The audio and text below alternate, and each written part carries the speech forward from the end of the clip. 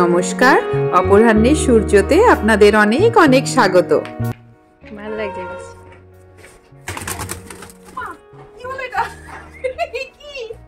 দেখো কি যে অবস্থা, এটা দেখতে এটা তুলেছো? দেখো আমার বন্ধু এসে গেছে। বাবা কোথায় ছিল? ওই ভেতরে ছিল বোধহয়, না? ওর ভেতরে ছিল। দেখেছো? দেখো আমি তো দেখবো বলে আমি ভাবছি কোথা থেকে এলো। বাবা এর ভেতরটাই ঢুকেছিল, ওরা একটা খোপ পেয়েছে। বাবা ভাগ্যিস ক্যামেরাটা অন ছিল, তাই কি সুন্দর একটা মুহূর্তকে বন্দি করতে পারলাম। কি হচ্ছে আমার পেছনে? কি হচ্ছে? লাফাচ্ছে কেন? আমি তাই ভাবছি। এটা দেখো হেবি সুন্দর লাগছে। একটা ফুটেছে এটা। সকালবেলা স্নান সেরে পুজোর ফুল নিজের হাতে তোলার যে কি আনন্দ। আচ্ছা, আপনারা সব ভালো আছেন তো? নতুন পুরনো আমার পরিবারের সব বন্ধুদের জানাই আমার আন্তরিক ভালোবাসা।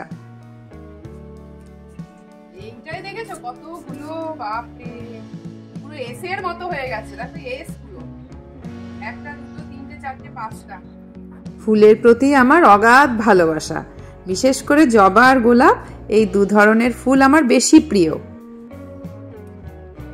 তুলতেও মায়া লাগে না? তুলতে মায়া লাগলেও গাছের ফুল তুলে ঠাকুরকে দিতে কিন্তু বেশ লাগে। তবে আরো বড় হয়, শীতের জন্য মনে হচ্ছে একটু ছোট ছোট লাগে।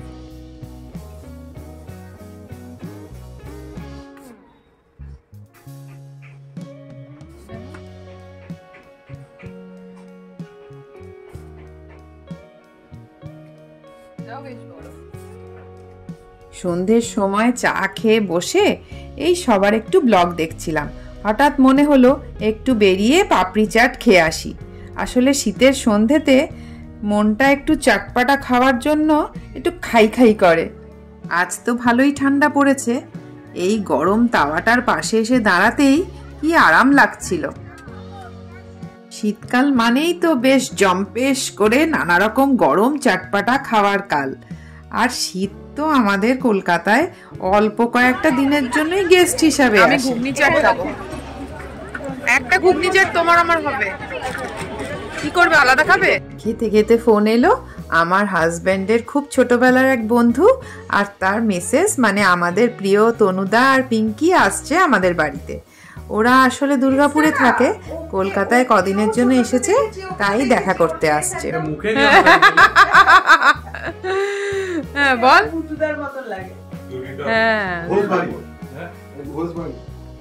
বাড়িতে ঘুগনি করেছিলাম সকালেই, হঠাৎ করে এসেছিল বলে হাতে বানানো আর কিছু খাওয়াতে পারলাম না। মিষ্টি আর চপ দোকান থেকে কিনে এনেছিলাম। আসলে পিঙ্কি ভেজ খায় তো, তাই মিষ্টির দোকান থেকে একটা ভেজিটেবল চপ এনেছিলাম, যেটা আমরা মাঝে মাঝে খাই। খারাপ বানায় না, বেশ আমাদের মুখে ভালোই লাগে, একটু মিষ্টি মিষ্টি করে বানায়।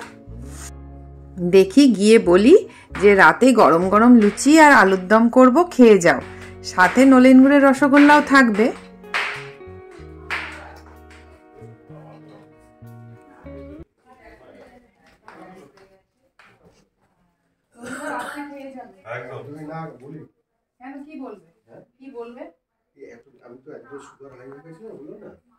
তুমি না সত্যি খাও তো, কিচ্ছু হবে না। আরেকজন সুগার পাশে বসে আছে। আজকে তো আমিষ কিছু খাওয়াতেই পারলাম না তোমাকে। পিঙ্কি তুমি ওই ঘরে খাবে না এই ঘরে খাবে? কি খাবো? রাত্রে খেয়ে যাবে, রাত্রে খেয়ে যাবে। রাত্রে থেকে যাবে না, রাত্রে খাচ্ছেই না, থেকে যায়। হ্যাঁ হ্যালো, আচ্ছা হ্যালো, একটু মানুষটাকে দেখুক, লাইট কম।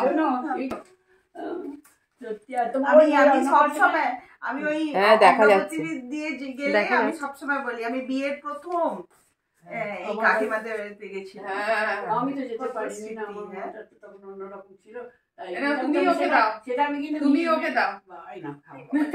অমরাবতীতে এই তো দুরকম নোনতা, না দুরকম নোনতা বলছি, অমরাবতীতে তুমি আমার হাতে করে সাজিয়ে দিতে, হাতের তৈরি কি জিনিসের পরে খাতে এমনি তোমার যাতে মনে কষ্ট না হয়। আমি ধরছি, তুমি খাও। না আমি জল দাও, হ্যাঁ জল ওই ঘরে আছে। হ্যাঁ ও তাহলে ওই ঘরে যাবে, ওই ঘরে যাবে। স্মৃতি আমাদের। হ্যাঁ, কাকিমার কাছে আমি প্রথম বিয়ের পরে এই যে বলতে দাও, কাকিমার কাছে আমি গেছিলাম, আমার হাজবেন্ডের সঙ্গে প্রথম কাকিমার সঙ্গে দেখা করতে গেছিলাম। আর তোমার বিয়ের কদিন পরে তখন তো হ্যাপি হয়ে গেছে, বাবি হয়ে গেছে। দেখ তুমি দুর্গাপুরের লোক আসে না করে খুব মন খারাপ। দুর্গাপুরের একজন এসেছে, একজন না দুজন, ছেলে মেয়ে দুজনেই এসেছে। মায়ের খুব মন খারাপ, দুর্গাপুরের লোকেদের সাথে দেখা হয় না। বিশেষ করে তনুকে নিয়ে, আমি তনুকে তো আমি ভীষণ ভালোবাসতাম, তোর মতন ছিলাম বলে না। ও আমার কাছে বিপদে আপদে যখনই দরকার ওকে জিজ্ঞেস করতাম কি করবো, ও আমাকে সমস্ত বিশেষ সময় তো চলে এসছেন। আমার যখন ছেলে চলে গেল, ও আমাকে ট্রেনে করে নিয়ে এলো, কত সান্ত্বনা দিয়ে দিতে, ওগুলো ভুলতে পারি না, জানো তো। ও আমার জীবনে সবচেয়ে বড় ধ্রুব তারার মতন। আর আমি ওই জন্য না তনুকে দেখলেই আমার, যখন শুনি তনুর কিছু হয়েছে বা এ করছে, বুকটা বুঝতে কেঁপে ওঠে। আর ও যখন হসপিটালে অসুস্থ ছিল, তখন তো আমি গিয়ে দেখা করে এসেছিলাম। সেই জন্য ভাবছি কি কাকিমা রান্না করে নিয়ে গেছে মায়ের সব। ও এটা আমি আবার জানি না, কিন্তু এই আজকে আসলে তখন তো এত ফোনের রিলেশন নেই তো। তনু খুব জলই ছিল না। কত পুরনো সব গল্প, কত কথা, কত সুন্দর স্মৃতিরোমন্থন, কখনো হাসি, কখনো চোখের জল, সব কিছুতেই আড্ডা বেশ জমে গেছিল সেদিনের সন্ধেতে। এই তনুদা আমার বাসর ঘরে একাই তবলা বাজিয়েছে, একাই গান গেয়েছে। ওর বিয়ের আগের থেকে দিয়ে বিবাহ বার্ষিকীতে ও সবেতে আছে, অন্নপ্রাশনে, মানে মানে তোমার কি বলে, তনু আমাদের ছাড়া না। এই তনুদা এই কি বলে, মায়ের চুলটা বেঁধে দিও, কালকে তেল মাখা হয়েছিল না, আজকে মা ওই জন্য উস্কো খুস্কো লাগছে। হ্যাঁ, কিন্তু তোমাকে এমনি সুন্দর সবাই বলছে, কিন্তু না মা লাইভ করি তো ইউটিউবে বসে, তখন দেখি যে মাকে সবাই বলে মাসিমাকে কি সুন্দর দেখতে লাগছে, কি ভালো লাগছে। আর সব থেকে কথা বলে অত তো সুন্দর,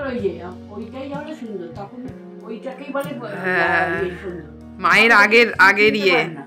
আমাকে দেখে তো কেউ চিনতে পারে না, বলে যে আপনার একটুকু মিল নেই, কোনো জায়গায় সিমিলারিটি নেই। না কিন্তু কাকিমা ওই গ্ল্যামার এক একটা এজের এক এক না, আপনি এখন না বলে না, যতই গ্ল্যামার থাকে একটা বয়সে ঠিকই মুখে কিছুটা সিমিলারিটি থাকে। মা ওই বয়সে তোমার যা গ্ল্যামার ছিল, তোমার এখন 80-র কাছে এসে তোমারও যথেষ্ট গ্ল্যামার আছে। গ্ল্যামার বলছি না, মানে ফিচারস গুলো এই যে ধরো প্রত্যেক মানুষের মুখে একটু দেখলে বোঝা যায় হ্যাঁ এই বয়সের যে মুখটা অন্যরকম হয়েছে, কিন্তু সিমিলারিটি তো কিছু থাকে। কেউ বলে না গো, সবাই বলে মুড, সবাই বলে মুড। তার মানে আমিও 80 বছরের কাছে যদি থাকি তাহলে তোমার মতোই হব।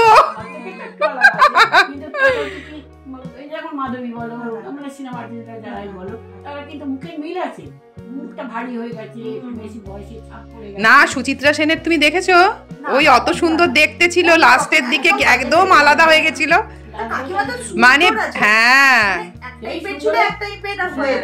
পাশের ঘরেই দুই বন্ধুর জম্পেশ আড্ডা চলছিল।